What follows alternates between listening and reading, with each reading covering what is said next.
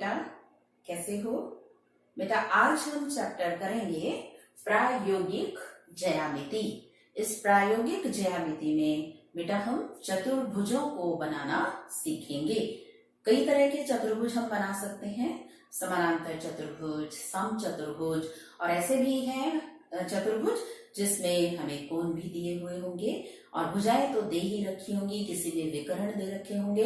तो बेटा कैसे हमें चतुर्भुजों का निर्माण करना है, हमारे को इसके लिए प्रकार, पेंसिल, शार्पनर, रबड़ और स्केल की जरूरत होगी और किसी किसी आकृति में तो शायद हमें डी की भी जरूरत पड़ सकती है।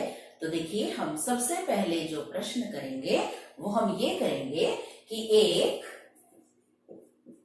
चतुर्भुज, देखिए मैं निशान बना रही हूं, चतुर्भुज लिखने की मुझे कोई जरूरत नहीं है। ए बी सी डी और इसमें मुझे दिया हुआ है A B 4.5 centimetre, B C 5.5 centimetre, C D 4 centimetre और ए डी 6 सेंटीमीटर और ए सी 7 सेंटीमीटर। अब देखिए सारी की सारी भुजाएं हैं। अब हम सोचेंगे कि इतनी सारी भुजाओं में से मैं कौन सी भुजा पहले लूं।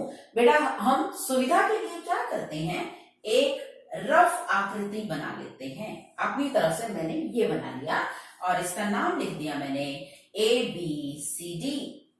ध्यान से देखिएगा क्योंकि ये रफ आकृति बनाना अति आवश्यक है, क्योंकि जो भी हम रफ आकृति बनाते हैं उसमें हमारे पास जितने भी नाप दिए हुए हैं और जितने भी नाम दिए हुए हैं वो सभी एक छोटे से स्पेस में आ जाते हैं। बार बार देखने की ये जरूरत नहीं पड़ती कि हमें क्या दिया हुआ है।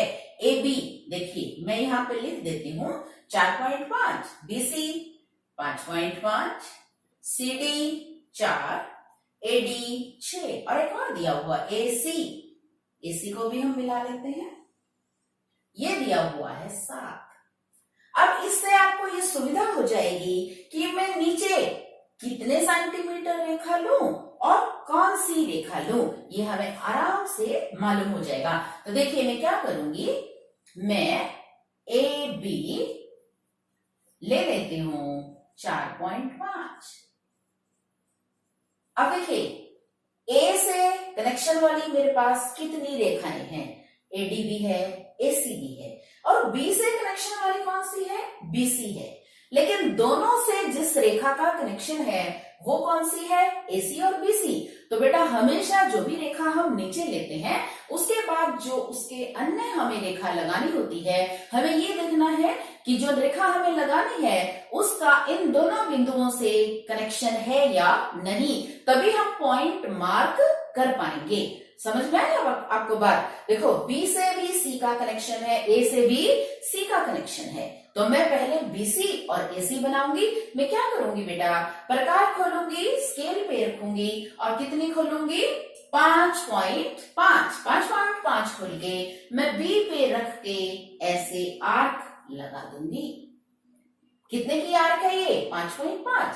फिर मुझे एसी लेना है कितना 7। अब मैं 7 सेंटीमीटर प्रकार को खोलूंगी और ए पे रख के इस आर्क को कट कर दूंगी, तभी मेरे पास कौन सा बिंदु आ जाएगा, सी। फिर मैं क्या करूंगी, बी से सी को मिला दूंगी और ए से सी को मिला दूंगी। साथ के साथ मैं लिख दूंगी कि ये 7 है और ये कितना है 5.5। अब देखिए मेरे पास 3 बिंदु हो गए, ए बी और सी। रहेगा कौन सा, डी। अब देखो डी जो है सी से भी कनेक्टेड है और ए से भी कनेक्टेड है, तो बात बन गई। एक आर्क हमें ए पे रख के लगानी है और दूसरी आर्क हमें सी पे रख के लगानी है, ठीक है। अब ए डी कितना है 6, मैं 6 सेंटीमीटर प्रकार खोल के ए पॉइंट पे रख के एक आर्क ऐसे लगा दूंगी। फिर सी डी कितना है 4 सेंटीमीटर प्रकार खोल के स्केल पे रख के उसको नाप लूंगी और फिर सी पे रख के उसको काट दूंगी। तो ये मेरा पॉइंट आ जाएगा डी। मैं सी से डी को मिला दूंगी और डी से ए को मिला दूंगी। तो ये मेरे पास आ गई 4 सेंटीमीटर और ये मेरे पास आ गई 6 सेंटीमीटर। तो मेरे पास चतुर्भुज बन गया ए बी सी डी, ठीक है। चतुर्भुज ए बी सी डी आपको समझ में आया ना। कौन सा चतुर्भुज बनाया मैंने, ABCD। तो बेटा बहुत जरूरी है, सबसे पहले आप एक रफ फिगर बनाइए, उस रफ फिगर में सारे नाप लिख दीजिए और फिर आप अपना देख के फेयर फिगर मेजर कर करके बना लीजिए। सबसे इंपॉर्टेंट बात क्या है कि जो भी हम नीचे रेखा लगाते हैं उसके बाद जो तीसरा बिंदु हमें लेना है, रेखा में तो 2 बिंदु आ गए, तीसरा बिंदु हमें वो लेना है जो उन दोनों बिंदुओं से कनेक्टेड हो। अब मैं कहूं कि पहले मैं AD बना लूं, AD कैसे बनाऊंगी, नहीं, क्योंकि AD किससे संबंधित है, A से B और C से C मेरे पास है ही नहीं। तो पहले मैं C बिंदु लूंगी क्योंकि C बिंदु A और B दोनों से कनेक्टेड है। अब मैं एक और क्वेश्चन लेके आपके सामने आपको क्लियर करती हूँ कि अब मैं इसमें स्पेसिफिकेशन दे दिया, क्या, समचतुर्भुज, और मैंने उसका नाम दिया है BEST, जिसमें BE 4.5 और ET 6। समझ में आया आपको? अब देखो सम, नाम से ही मुझे मालूम पड़ रहा है सम का मतलब जिसकी चारों भुजाएं समान है। अब इसमें भी कंफ्यूजन यही रहेगा कि कौन सी भुजा है और कौन सी दूसरी भुजा है। तो मैं क्या करूंगी, एक रफ फिगर तैयार कर लेती हूँ और मैं इसका नाम लिख देती हूँ BEST। BEST। अब देखती हूँ मुझे दिया क्या हुआ है, एक तो मुझे ये दिया हुआ है 4.5, एक मुझे ET दिया हुआ है, तो इसका मतलब मुझे E से T को मिलाना होगा, कितना, 6।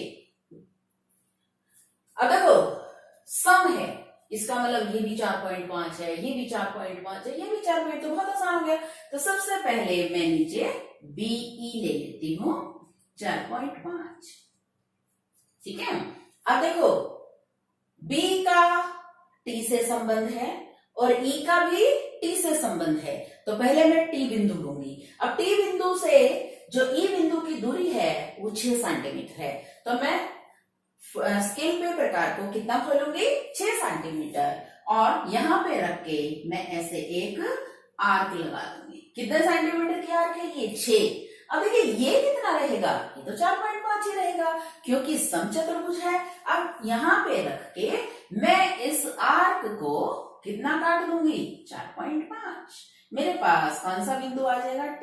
देखिए आप, मैंने फिर इसको इससे मिला दिया और इसको इससे भी मिला दिया, कौन सा बिंदु रह गया मेरे पास, S। अब S का संबंध T से भी है और E से भी है। अब बाकी क्या है कि दोनों की दोनों 4.5, फिर मैं T बिंदु पे प्रकार रख के 4.5 की आर्क लगाऊंगी और इस पे भी रख के 4.5। मेरे पास कौन सा बिंदु आ जाएगा, S। देखो मैंने मिला दिया, ये बन गया हमारा समचतुर्भुज। 4.5, 4.5, 4.5, 6 सेंटीमीटर, सम चतुर्भुज बेस्ट, BEST। सम चतुर्भुज का नाम है BEST, बेस्ट।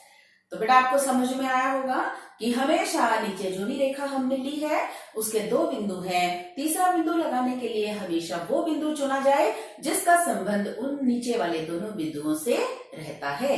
समझ में आ गया आपको? और रफ फिगर जरूर बनाएं, रफ फिगर बना के आपको एकदम ये समझ में आ जाएगा कि हमें नीचे कौन सी रेखा लेनी है। Thank you so much. कल मैं आपको और भी तरह के चतुर्भुज बनाना सिखाऊंगी। तब तक के लिए take care, have a nice day.